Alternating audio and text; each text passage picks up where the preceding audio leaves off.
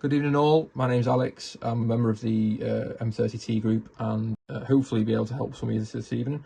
The question was asked in the group whether or not you can employ the drone in a search and rescue manner in which it has an autonomous flight along a search pan route whilst the operator maintains gimbal control manually, and also the drone doesn't take interval photos because some of the normal map missions force you down the route of having a interval photo taken, which can be quite frustrating and distracting during search and rescue. So I'm going to show you a workaround that I found and employ during search and rescue missions, which hopefully somebody will find useful out there. It might not be to everyone's liking, however I'll be chuffed if somebody finds it useful and employs it in a positive way to be able to achieve a safe rescue or a find. This mission planning and route planning can be done at any point prior to deployment or during deployment, so you can do it from the comfort of your own home or office, or you can do it en route to the job, or you can do it at the actual job once you've got your search parameters. It doesn't matter so long as you know the area you're going to search and what you're searching for and what the parameters are for that search. So generally speaking, if you've got internet connection on your controller, then it'll work. Or if you've already downloaded the maps without internet connection, then you can still do the mapping mission. So when we turn on Pilot 2, we come to this menu, which is a standard menu. Unfortunately, I had planned to connect the aircraft and do a flight at the end of this to show you the mission live time. However, the wind outside is horrendous, so I do apologise for not being able to do the second part of this job. However, when we get to this menu, we're going to click on Flight Route. These are a couple of search pans I've done already, so I'm going to start a brand new one and click on the plus button and create a route. So waypoint route, you've got area route and you've got linear route. So area route and linear route are going to force you down the road of having to do interval photos along the routes. However, they'll create patterns automatically when you put in the parameters. So we're not going to do that because we don't want to take interval photos. So we're going to click on waypoint route. Now we've got set waypoints and live mission record. We're going to click on set waypoints. So it brings you to this this screen. So for this mission, let's pick a nice copse of trees, which is quite easy to pick out. Okay, so we'll pick out this copse of trees. We're going to have to search that for a person. Yeah, we'll go for a person with a thermal signature on board, missing person. On the right hand side, you can choose what to call the mission. If you want to name it as something particular, and then you choose the aircraft. So it defaults to Matrice 300 and we're going to choose Matrice 30T. Relative to takeoff point option ticked, and then we're going to go into the next menu. So the next menu brings up first of all the save photo option, which we'll all be, I'm sure, very au fait with. However, we're going to leave all those ticked, and that's not for an interval photo, that's just in case you take photos during the mission. It says to the drone what you want to save, so we're going to leave all those ticked for now. Next, you've got the smart option. We're going to leave that off, we don't need that. And then you've got the safe takeoff altitude. Now bear in mind, if you get stuck on most of these, most of them have indicators with an explanation as to what they are, so you can just click into that if you require. Safe to takeoff altitude is the altitude the drone, once it lifts from the ground, the altitude it's going to go straight up to. So I would always set this as the safe altitude that I know is above any other obstacles by about 10 meters to give me a bit of a margin. So having been to scene or knowing the area, I would set that to a safe altitude above any obstacles around that area. So I'm going to set that to 50 meters. Climb to start point I'm going to leave off because that basically says that when it lifts initially, then it'll move out towards the start point, whilst also climbing to the actual altitude that the mission will be flowing at, which I don't particularly like. I prefer to be at the safe altitude that I'm going to fly at and then be able to move to the start point. Now speed, obviously speed is a factor to consider when you're considering the density of the area you're going to search, what you're looking for. Obviously if you're searching for a thermal signature of a missing person who's believed alive in an open field, you can fly much quicker than you could if you were searching for, let's say for example, a body that had been out in the open for some time. So for this mission, we've got quite dense tree line, which I know is going to have a dense canopy at this time of year.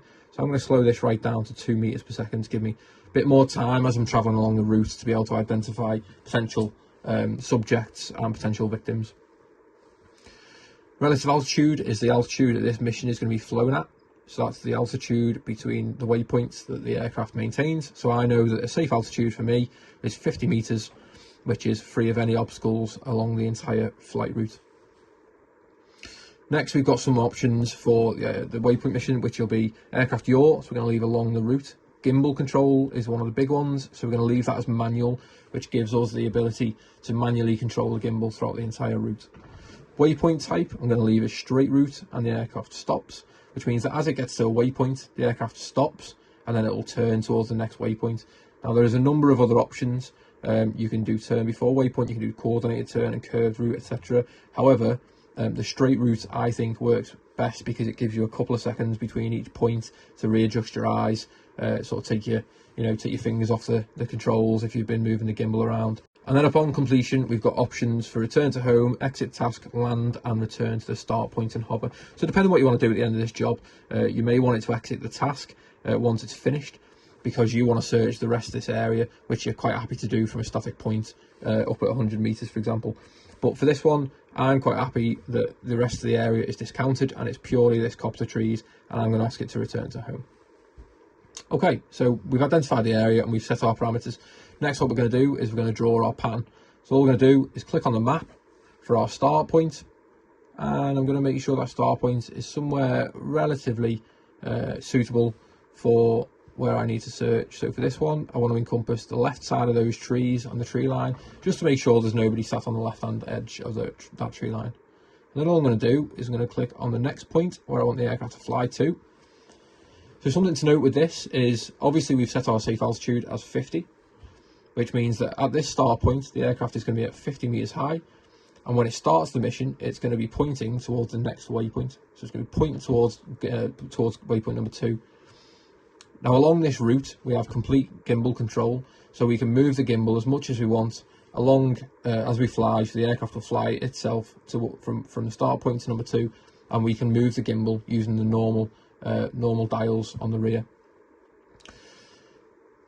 Once it reaches number 2 at that altitude, it's then going to stop itself, turn and yaw to number 3, and then complete the route to number 3, which gives us a little bit of time to be able to reset our eyes, take a little breather, ready for the next pass.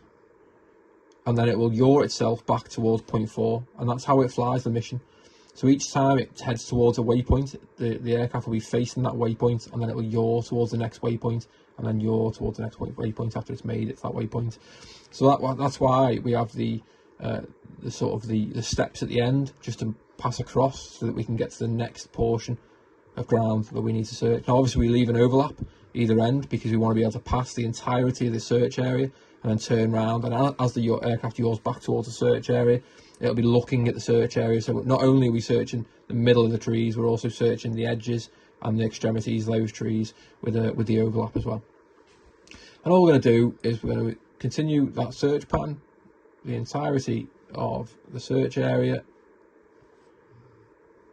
until we're happy that all of that area is now searched. Now obviously something to bear in mind is you can make these overlaps as narrow or as wide as you require. Now obviously that's relative to height, so if we're flying this at 10 meters high, you would need a very narrow overlap because the camera will only see so much ground at 10 meters high. If you're flying it at 100 meters high, you could use a much wider overlap because the camera will see a much wider piece of land as you're flying along that route.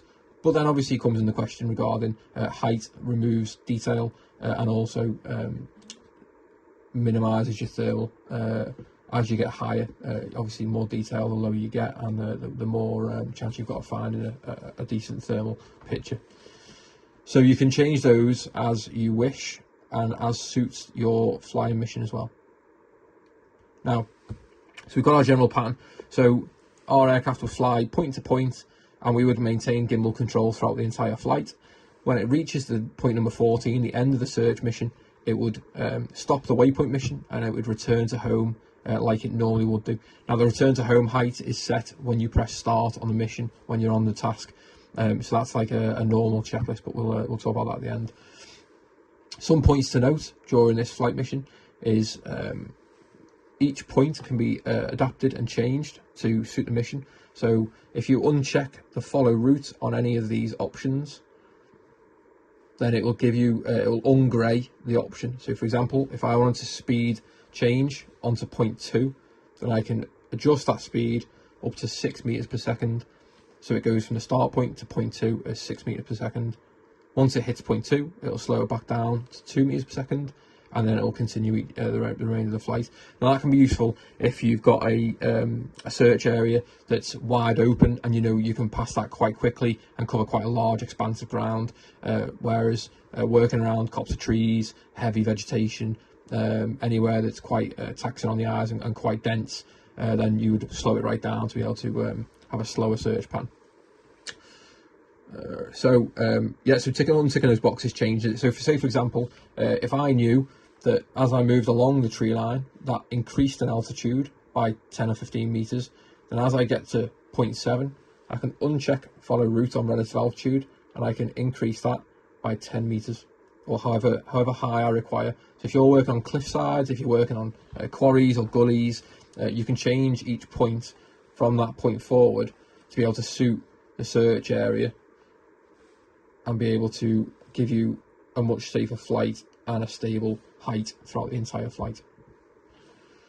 All these options can also be changed. So aircraft yaw, I would leave that along the route, because I find it's the most effective way to search.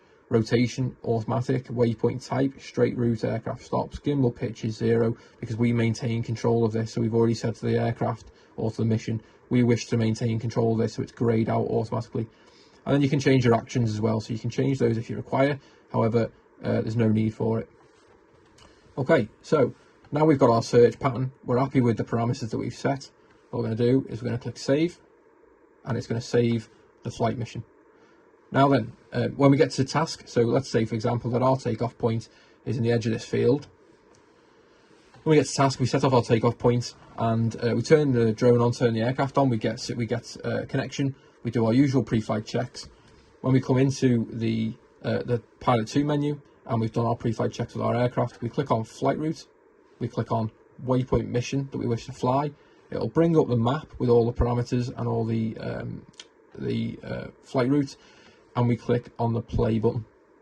Now obviously here it says aircraft disconnected, that's because I've not got the aircraft turned on. However, when you click the play button, it's going to bring up your pre-flight checks list, which gives your return to height altitude, your maximum height altitude, your maximum distance from home, the fact that your obstacle sensors are on, all those options that you would normally get at the start of any normal flight will give you the ability to do all those. And then once you've set all those parameters, you'll upload the mission to the aircraft like you would any other flight mission, and you'll click play, and that will start the drone, and it will start it to your flight point. So if we've taken off from the edge of the field, it will lift to the 50 meters that I've set it at, and whatever height you set it at, and then it will fly to the start point. It will yaw towards 0.2 at 50 meters high, because that's the height I've set the flight mission at, and then it will begin the flight mission. Now something else worth noting is as you're doing the map and creating this mission, it will tell you the distance, the estimated time, and how many waypoints that it's taken. Now notice it says 0 photos. That's because there isn't any interval photos on this mission. So you'll be able to calculate how many batteries you think it'll take, and then it also gives you a nice figure for how much area you search with that job with that flight mission.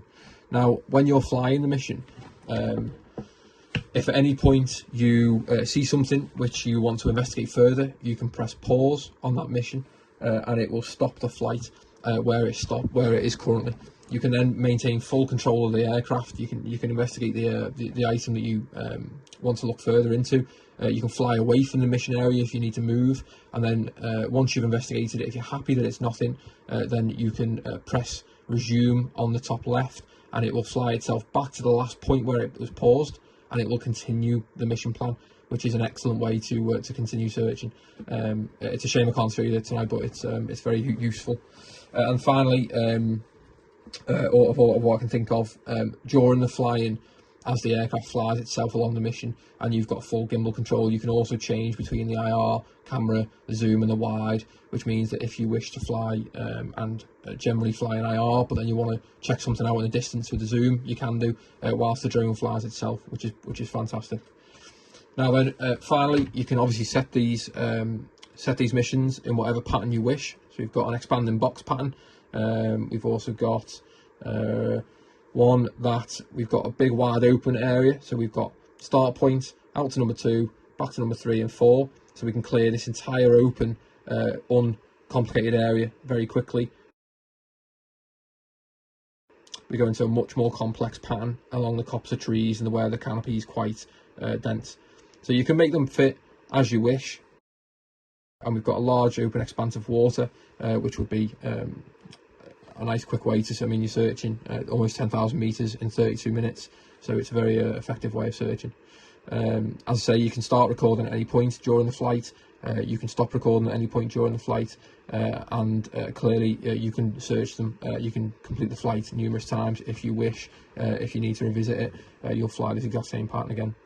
So it does take a little bit of time to set up, but hopefully that'll be a nice insight into how I achieve the waypoint missions without making without doing a mapping mission which takes interval photos. If there's any questions, please let me know. I say apologies I couldn't do the flight mission tonight to show you what it looks like in the sky.